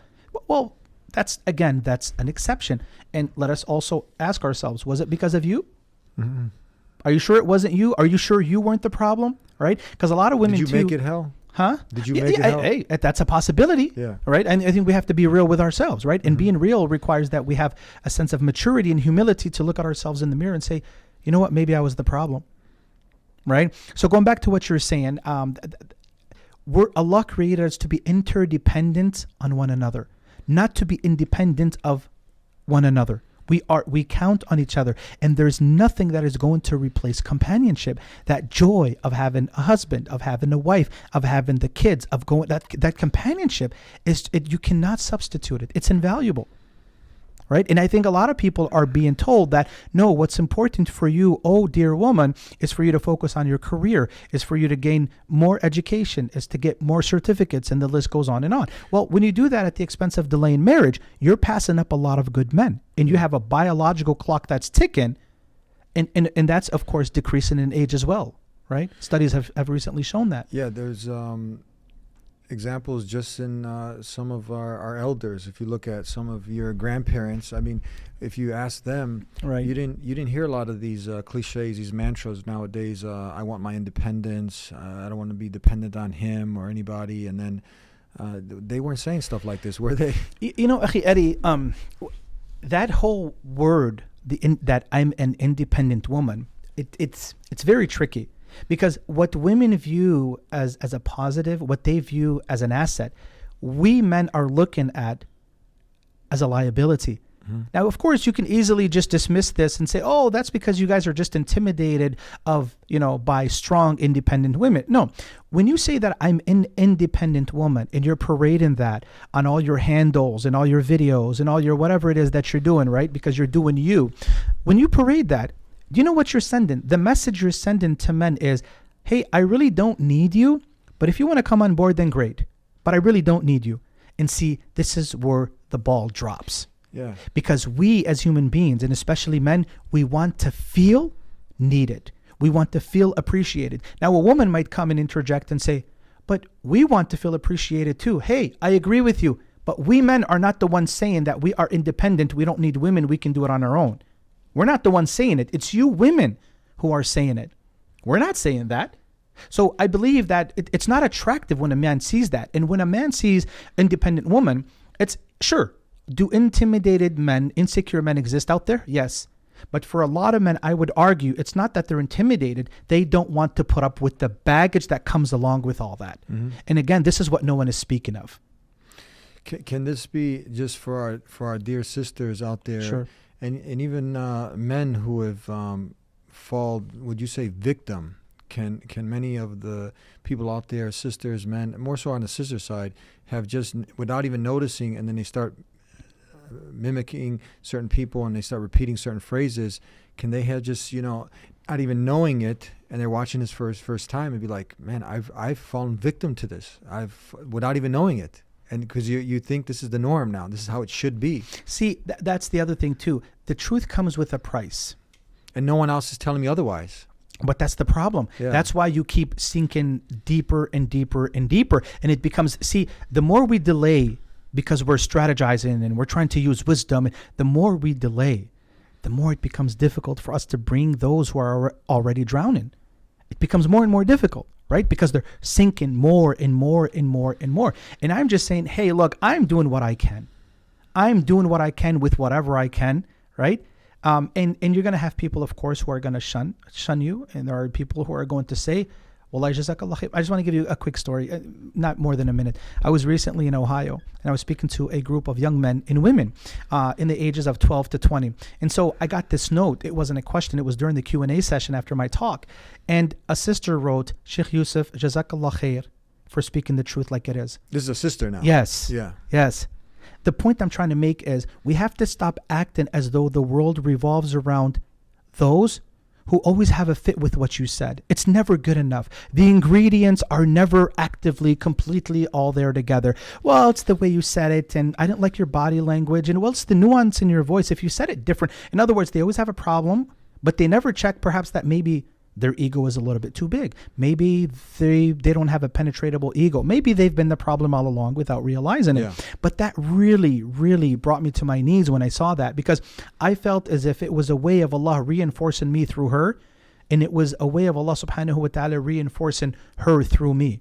Because you start to think that maybe this is not the right way to go about it. And I think that's healthy to have these conversations. But when she sent that and she said thank you, I thought to myself, subhanallah, is she not to be reminded? Does she not need a voice to tell her sister, you're doing the right thing, keep it up? Why are we always focused about, well, they might not come back? Why are we focused on the maybe not? And we completely do away with the what's already in the door. You're telling me they don't need a confirmation? They don't need to be solidified? They don't have hearts of steel. They need to be reminded as well that, hey, you guys are on the haqq. Uthbutu, you guys are doing a great job. Keep doing what you're doing. I think they need a voice too. Do you think that nowadays on the pulpits and in the lectures that people are getting not a holistic view without a of doubt the Prophet ﷺ, and their selective hadith and selected parts of his life are just being shown, and people are not getting the whole picture? Big time. Yeah? Absolutely. You're saying absolutely, absolutely, like in all capital letters. Okay, so you have a lot of dua shayukh and scholars. They're like, who are watching right now. They want to know what are these things we're not saying. Yeah, so sure. Maybe now they can also sure. When you hear imma or khutaba and speakers talking about the Prophet sallallahu alaihi wasallam, what do you usually hear? Oh, the Prophet sallallahu alaihi wasallam, how he was amazing to his wives. If we really went back to the seerah, we're going to find a lot of places where the Prophet ﷺ was stern and he told his wives not to do certain things, right? And this is normal, again, of a man. But what we usually hear on the minbar is either how the Prophet ﷺ was an amazing husband, right? Which, again, I don't have qualms with that. But when are we going to start speaking about how amazing his wives were? Is there just not time for that? Is that invalid? Is that not appropriate? That's very important, yeah. Very. Yeah. And this is what I'm talking how about when I talk. They were. Yeah. How were they with him? How were they women of taqwa? How they feared Allah? How much feminine they were. Yeah. They were comfortable in their femininity. They were comfortable in wearing the hijab. They weren't bickering about the obligation of the hijab. They weren't, having a problem with being mothers, with staying at home, with doing right. How did that woman, when she came to the Prophet ﷺ, this is authentic hadith, correct? Sure. And I'm just paraphrasing hadith, and she came to talk to the Prophet ﷺ, and then he told her, he said, how's your relationship with your husband? Be careful, because he's your Jannah or your Jahannam. Yeah. No, you summed it up. But see, did she start arguing with him?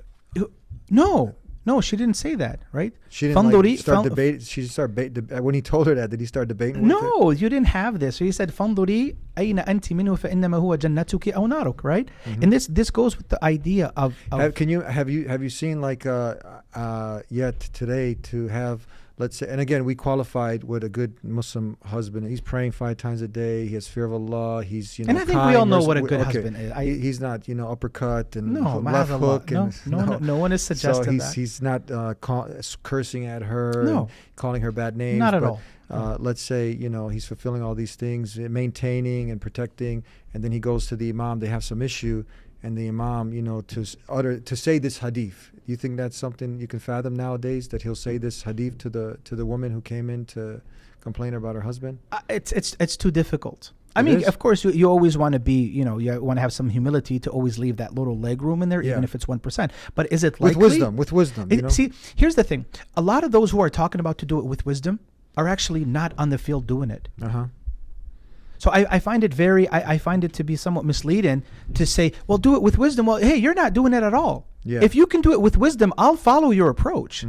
If your approach is truly the working way and the model to follow, I would love to follow in your lead. Yeah. But when you sit there from afar and you're critiquing me and you're telling me, Sheikh Yusuf, this is not how it's done, you have to use wisdom. Well, first off, what's the definition of wisdom? So how would you put this, how would you, to put the right thing in the right place at the right time? That's wisdom. Right? So how would you advise the Muslim marriage counselor who comes in to implement this hadith, which he's never in the marriage counseling implemented? Yeah. Because that's what we should. We should implement Quran and Hadith. Because one brother was complaining, say, man, they were going to this very well-known Muslim counselor and, paying for it. And he's recommending books, not books from the deen, but some woman out there, who's cracking jokes and, in her book that has like nothing to do with, that's not from Quran and Sunnah. It's like something way out there, and none of these hadith or anything were brought up at all towards, he wants to be corrected if he's wrong also. Show me from the Quran and the Sunnah where I am doing something wrong here. Right. I want to know. And then, but I want you also to tell her, show her the hadith, let her come from you also, and none of that.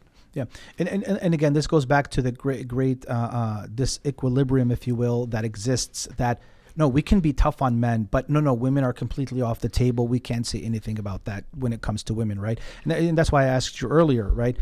If I may open up quickly a bracket, when we're talking about psychologists, when we're talking about Muslim counselors, my advice to them is make sure you guys are grounded in the basics of Islam, because a lot of these theories that they're studying, they're literally taken from liberalism, secularism, postmodernism. So it's a lot of these theories, right? Although we have the very basic ingredients in the Quran wa Sunnah, ما يغنينا عن هذا, that we shouldn't even have to look for other books and self-help books and so on and so forth. Yes, you can find certain benefits in them, but don't forget, at the end of the day, a lot of these theories remain theories. It's not science. It's a theory. It might work and it might not work. Right. So you're trying to be all sophisticated and stuff, and you're studying all these things, and you're giving people the advice from what you're saying that's coming from liberalism. From where else is this stuff coming? So, for example, right, when you remember earlier when we talked about it's a man's job, right? You might these are coming from atheists. These are coming from people. There might be some good there, something you can use, but a lot of it is. Like for example, a man in Islam, it's his job to know where his wife is, who she's befriending, what she's doing. It's not that he has tabs on her all the time, but I mean, I think it's only natural that any man would want to know where his wife is. Yes, at all times. At all times, of course. We're not talking about call me when you go here. Call me. We're not talking about the minute details, the minutiae, if you will. We're talking about just overall in general, right? So you go to this therapist or you go to this person, and nobody should tell you. No one should have a say on where you go and what you do. That's what they're going to say. It's your own autonomy. It's your own agency, right? Wow. You're free to do whatever you want, whenever you want. And so that's why, well, not really, because I'm going to be asked about her on Judgment Day. I can't be held responsible and for her just to do whatever she wants, however she wants, whenever she wants, and I'm just going to sit there from afar and say, "Oh, go, queen." That becomes very dangerous now. Of course, yeah. I'm putting myself on the line. I can't do that. Let's make it balanced now. Something else, because we talked about hellfire, and then we mentioned the women. Let me give you another hadith here, because this is specifically for men now who will enter the hellfire because they won't be admitted to Jannah. So let's keep it fair and balanced. Sure. Where this term here, how would you define it? And I'm paraphrasing the hadith where the Prophet ﷺ said that dayuf will not enter Jannah. Is this correct? Yes. What is a dayuf? Yeah, a dayuth is basically taken from the word diyatha. And some of the ulama, they say that the youth الذي يرى المنكر الفاحشة في أهله ويرضاه يرضى الفاحشة في أهله, meaning that he's okay seeing his women folk engage in the fahisha, right, if you will, the zina or adultery or fornication, if you will, with other people, and it does nothing to him. But by extension, under that same umbrella is a man, for example, who sees his wife dressed in a provocative way and it does nothing to him and he has no problem with it. Seeing his wife going around with random guys, joking and giggling, and they're getting a little bit too intimate with one another, too friendly, that's a form of diatha as well. That's an extension to that. Yes, all of it, it's this an extension. This is what the scholars say. Yes. A man as well that could fall under diatha when he's doing these hijabi tutorial videos and he's holding the camera for her. I mean, what is going on in your mind? When he's doing what? When he's videotaping either his wife in the camera or with her in a video and she's all dolled up with makeup and the eyeliner and the lip gloss and stuff like that. This could easily fall under diatha. Or when your wife has what if she's not doing fish lips, without fish lips? No, I'm talking about the whole makeup. The woman is supposed to beautify but herself. No fish lips. Still. You know fish lips? Do you mean duck lips? The yeah. duck. Okay, I think I got you beaten there. You're talking about the duck Yeah, no, that's called the duck pose. I got you. Or I think you could. Maybe you guys in Chicago call it the fish lip. Minneapolis, we call it the. Another form of diatha as well. So that's by extension also. It's an extension of it. Yes, it's a form of it. It's a manifestation of diatha. Yeah. When you see your woman, for example, she has a profile picture, and she's looking dazzling. Right, the eyeliner, the eyelashes, and the lips, and the duck pose, and you're okay with that. I fear for you in front of Allah Yawm al-Qiyamah. Subhanallah. And again, don't be mad at me, but you should know better. You're a man, and you know how men are. Men, it is natural for them to lust after women. So when you have your wife's picture online, and you're okay with that, how do you sleep at night? How are you okay knowing that any random Tom, Dick, or Harry is viewing your wife and lusting after her picture? وَلَا يَتَحَرَّكُ فِيكَ سَاكٍ, and that does absolutely nothing to you as a man? I think we men have to step up our game.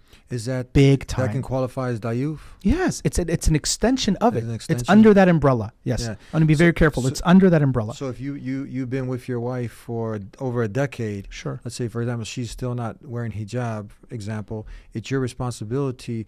Let's say you've shut that advice clock off. Sure. I mean, can that qualify? You're not even reminding anymore. You know, you've stepped back. It's been over a decade now. You don't even say nothing. But you get upset if the food's not brought to you or on these other aspects when it suits for you. I've always found that puzzling. Uh-huh. That when it comes to certain aspects of the deen, the husband just doesn't care. He's lax. But when it comes to the food not ready, or she walked in front of the World Cup, and all of a sudden he's walked ready to in front of the World Cup. Yeah, the World Cup, whatever. Or NBA basketball. Oh yeah. You walked right in front of all this nonsense, right? But no, that's true what you said. See, as a man, there has to be this distaste in your mouth. When your wife is not obeying Allah, there has to be a distaste in your mouth. You have to show her that, hey, I'm not comfortable with this, right? As one woman, she was walking outside. I want to share this with you because I think it's relevant. A woman was walking outside, right? And she wasn't dressed appropriately. So the husband said, "Where are you going like that?" Mm-hmm. Right? And it was in Arabic, right? And then he said, you have to change, do ABC. She said to him, فَإِنَّكَ تُحْرِجُنِي أَمَامَ النَّاسِ. You're going to make it hard. You're going to put me at unease in front of people, right? If you want me to change and not look this dazzling. He turned around and told her, فَإِنَّكِ هَكَذَا وَاللَّهِ تُحْرِجِينَنِي أَمَامَ اللَّهِ. By what you're doing now, looking the way you are, you're putting me at unease with Allah subhanahu wa ta'ala. Mm-hmm. Right? And again, I think this is what we have to kind of renormalize and get back in our peripheral or get back in our radar. Mm-hmm. Yeah. Wow, there's a lot to unpackage here. Tell us before we conclude, what are some of the other things that you've seen out there? Simple solutions. They're simple, but it's become so complex now because the layers and layers and layers. But if we just come back to our deen, the Quran and Sunnah is there. If we know the purpose of life, we know our roles. Everything is laid out. That's the beauty of Islam. Everything based on evidence, solid evidence. It's black and white. It's very straightforward, and you're gonna get rewarded for it. But also, you got the consequences. You got the hellfire. It's real. Paradise. What do you love the most? Do you want to be in Jannah, or you want to follow the custom and cultures, the fashion, and all of this stuff? But sincerely, you got a lot of people falling victim. They've fallen victim. They've been watching too much of the Hollywood, too much of the Instagram and TikTok, all this stuff, and it's just that virus that I mentioned earlier. The malware comes, it's packaged nice and sweet, and now the poison, the virus gets into the brain, and the sister and the brother, and they're like, how do I get out of this? I love my Creator most, first and foremost. I want to submit to Allah. I want to get out of this dilemma.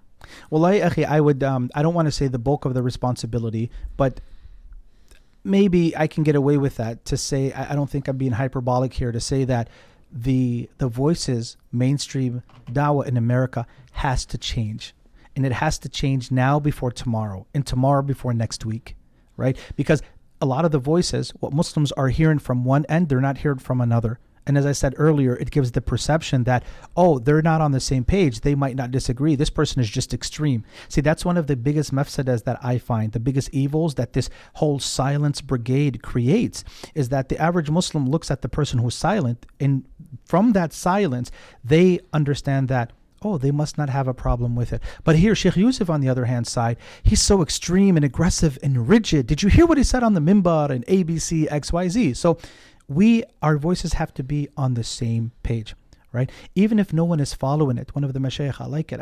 He said that you have to speak about the truth even if no one is following it. You're not following it. That's fine. That's between you and Allah subhanahu wa ta'ala. But I want you to know deep inside the difference between A and B, that this is wrong and this is right. So I believe we as Muslim du'at, we have a responsibility to bear. Our job is to convey the message. Our job is to tell the people what is haram and what is halal. And we have to do it in such an explicit way. I'll give you for an example, and I think this is the right time to talk about it. What gets me really worked up is when I see a sheikh, an imam, a Muslim speaker, right? Pay attention, imams. And I'm not here. So I'm not here to make enemies, by the way, okay. Right? So the imams got to pay attention now. This is all with all due respect and of course, love. Of course. Go ahead. When you sit for an hour on end and you talk about modesty, the beauty of modesty, and you bring 5 ahadith and you bring 10 stories and then you bring 10 ayat, but you do not tie that 1 hour lecture of modesty with current events today. Such as the TikTok couples, the hijabi tutorialist, the woman who's sitting in front of a camera, dazzled up in makeup, right, for the world to see, with the light flickering on her, but you don't talk about her and how haram it is. Or when you talk about, for example... So this is, you said a big word now, so you said how haram it is. So this is haram. Of course it's, okay. Yes. A'udhu billah. Yes, it's haram. Yeah. Or when you're dressed... Was anybody that studies at Medina University, Al-Azhar, some of the great university, is this something that they might have missed in the class? Like, can someone say, no, shit, this is like, fiqh, this is istihad? You're too kind, Eddie. You're too kind. You're too charitable. I wish I was on the other side right about now. You're too kind. So this is straight. Yeah. This is obvious. So people who study know this. This is very basic Islam. Okay. Al-mar'atu la tuzayyinu nafsaha illa li zawjiha. The woman is only to beautify herself in front of, right, for her husband. I want to maybe say this because I think this is really, really important. I swear by Allah who created us, women who do this on Judgment Day will immediately regret it the minute they die. SubhanAllah. And I want the sister to listen and really to pay heed. There's not a woman who's doing this hijab tutorial and she's putting on dazzling makeup on her face in front of millions of random eyes to gaze at her and to lust after her.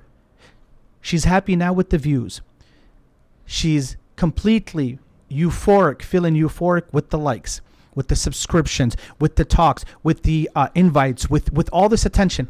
But I swear by Allah, sister, the minute you're put 6 feet deep and people are still lusting after your material, only Allah knows what's awaiting these sisters if they don't make tawbah to Allah. You're happy now, but you're going to wish when you're 6 feet deep that you never got your face in front of a camera to begin with. Some of our sisters, they need to hear this. This is basic Islam. This has been going on for far too long. And again, going back to the mas'uliyah of the A'imma and Mashayikh, when they sit here for an hour on end talking about the beauties and the virtues of modesty, but they don't bring these obvious ills that are basically happening out there. And it's not that we're picking on women. The men have ills too, but the fitna of women is not like the fitna of men. This is basic biology, right? So I find this to be a problem when you're beating around the bush, when you're dancing around the tulips, when you're dodging, because you know that's going to get you in some trouble when you say these things.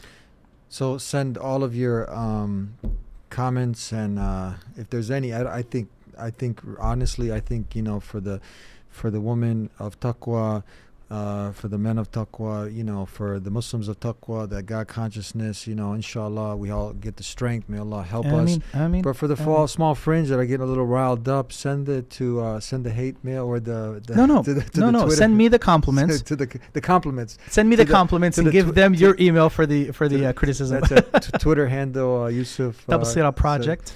Yeah, no, this is very important because we're gonna die soon, at any time, and people have to understand this is not, like you said earlier, this is not out of any hate or anything. This is out of love, and this is true love. When someone is telling you something, of course, and now it prevents you from, just like the doctor, you know, let's say you're going to a proper doctor, and the doctor's teaching you about good health, nutrition, and whatnot, and now you got to give up some things, but you're addicted to sugar, you're addicted to a lot of the things that are harmful for you, but the one that wants the best for you is telling you, look, if you give up these things, you're going to end up being healthier, you're going to end up being happier. So if they do these things, this can be something that can be not maybe, but a lot of times bringing havoc into your life, right? You're bringing the displeasure of Allah. And for us to stop constantly expecting the world around us to change, thinking that there's nothing wrong with us. We have to start criticizing our criticism. We have to start looking at ourselves, right, in the mirror and saying, perhaps there are a few, I have to change. I have to start with the change, not the whole world, right? As though I'm always the victim. You know what I mean? And I think that's important to also you've had some of these you mentioned the hijab tutorials. So one question is, what would you advise for someone who wants to teach other women? They want to sincerely not do it for likes or for, you know, stardom, whatever the case, but they want to help sisters who are new to Islam. How would you advise them? But then also over here, it's good you mentioned this because you've seen, like, I believe it was some Tokyo Dina or something, and some others who they started off with this, and they were doing this kind of stuff, and they were drawing in they got, you know, a lot of attention. They're coming in, then they end up leaving Islam. They ended up started with hijab, right, and now women are looking at them, then mocking them, and they start doing it also. But this was your example, and that example floated right out of the deen. Yeah, you know. Yeah. Or you know, let me rephrase. I don't know if I'm sorry. I don't know if she left Islam, but she left hijab and slowly. I don't know who you're speaking of. By the way, I'm not familiar. This was some time ago, but you have many of these. But it's not. It's happening more and more frequent. By the way, you're seeing that now. Yeah, either taking off the hijab or just leaving Islam or whatever the case is. Yeah. But this is the khutwat of shaitan. You think you're just going to do a. These are the footsteps of shaitan. Oh, without a doubt. Yes, without a doubt. So, what would you advise the sister then? Now, maybe she has her account. She's got it's a challenge now. She's got 100 pictures posing out there on Instagram and whatnot. Dear sister, wallahi, take it from me, I get nothing out of this. There's not a man who looks at your picture and is enticed by your picture, only that you bear a form of responsibility and a portion of that responsibility and that sin on Judgment Day. We have to look at it in terms of numbers. So a sister, when she looks at the likes, I mean, let's assume, I don't know, let's throw a figure out there, 500. How many people are lusting after the sister, right? 400 per day, 500 per day, 1,000 per day, right? Now take these numbers and translate them into sins. 1,000 sins a day, and Allahu A'lam subhanahu wa ta'ala, Allahu A'lam how many? Maybe it's far beyond that, right? So this is something that we have to really, really keep in mind, that this is not going to go scot-free. It's all happy now with likes, shares, comments. You're getting all these invites. You're getting all of the attention, right? But before you get all uppity and too excited, honestly remember, dear sister, that when you're 6 feet deep and you die and you're alone in a grave, it's dark, there's nothing there, right? And then you find out that people are still watching your content. Men are still lusting after your pictures. Men are still looking at your content. So instead of you getting good deeds after your death, you're racking up a lot of evil, only to come on Judgment Day with so much evil that only Allah subhanahu wa ta'ala knows. I don't think any sane person is ready for this. But this is the language that we have to start speaking, the language of numbers, right? And I think that this is the best way moving forward. Yeah, as we said earlier, this is something that's basic 101 Deen. There's no difference of opinion. I mean, this is 101, just like you're going to English class, math class. This is base 101 on how we conduct ourselves as practicing Muslims, male or female. Right. And same thing for the brothers out there. Is there an example? Like, I mean, you mentioned it's more for the sisters, but you know, for let's say the reason here, and again, this becomes no brother should be out there showing his aura, you know, taking his shirt, showing his thighs, and all this other stuff. Here's the difference, though, and not that we're looking to fault the sisters, but when the sisters do it, they do it under the umbrella of religion. Oh, I see what you're saying. Do you see the difference? Yes. A brother who's doing out there, I don't think he's looking for religious legitimization, but the sister, when she has on the symbol of Islam, the hijab, there's Islam in there some way, and it's a form of legitimization that, hey, I'm going to wear the hijab and you can look dazzling while you're at it, and you can have this spunk in your walk, and you can do this and do that and all the makeup. But that's the reason. I think this is the difference that people are not really catching on to. The brother who's doing the lifting of the weights or whatever it is, of course, we don't recommend that he does that, right? I think we have to all be modest. I don't recommend it, but I'm going to be very honest here. The severity of that sister is not like the severity of that brother. The fitna of women is not like the fitna of men. I know that's not going to resonate with a lot of people, especially the woke culture, but this is an obvious fact. The fitna of women is not like the fitna of men, right? No. And then just having more of an attitude in this with the community leaders, that you really want them to take more of an initiative to talk about many of these specifics? Of course, I think we have to be more vocal. We have to be direct. We have to be straightforward. We have to be blunt. We have to basically call a spade a spade. Not to do it rudely or to be inconsiderate, right? But at the same time, it has to be done.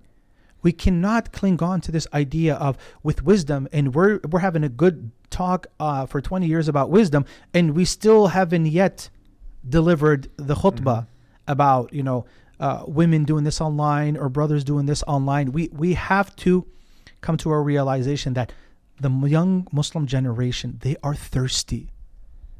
They are thirsty for this, and they have to hear it. And there's I believe there is honestly good Muslimas out there and good Muslims out there. All they need is for someone to guide them. All they need is for someone to tell them, you're playing with fire. I'm just letting you know you're playing. Some people need to be roughed up like that. This whole patting on the back and Allah is most gracious, most merciful, we've become somewhat like Christianity. And this is why, Akhi Ari, a lot of Muslims are starting to view Islam no different than the way Christians will view Christianity. Because we're talking so much about the mercy of Allah. Some people become more complacent, and some people enjoy and validate their sin and more every time they hear a khutbah about the mercy of Allah. There's no sense of urgency. You can only talk about that so much until now you have to start flipping the script. Right? And I think, again, the time is now before tonight, and tonight before tomorrow. Inshallah, this can be a benefit. This can also motivate some of the du'at scholars out there who are community leaders, imams, to touch upon this. So they see you talking about it, you're brave enough. And I don't see it brave. I don't know if I'm being reckless, honestly, right about now. But it's a mas'uliyah. When you study Islam, you know that there's a mas'uliyah. You're responsible to convey this message. وَإِذَا أَخَذَ اللَّهُ مِيثَاقَ الَّذِينَ أُوتُوا الْكِتَابَ لَتُبَيِّنُنَّهُ لِلنَّاسِ وَلَا تَكْتُمُونَهُ. Allah has taken an oath from the people of the book. You would make it clear to the people, and you would not conceal it. People are, Akhi Ari, the average Muslim is already confused. Your silence is adding confusion to the already confused Muslim. Are you honestly telling me that's not a disaster, a recipe for disaster?